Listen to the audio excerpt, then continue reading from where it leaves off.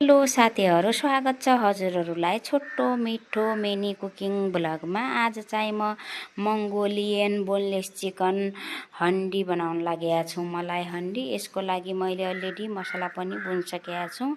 अब बाध्यताले चिकन बनाउनु पर्यो। मैले टेस्ट पनि गरेको छैन, किनभने मेरा ससुरा बाजे बित्नु भएको छ। परदेशको जिन्दगी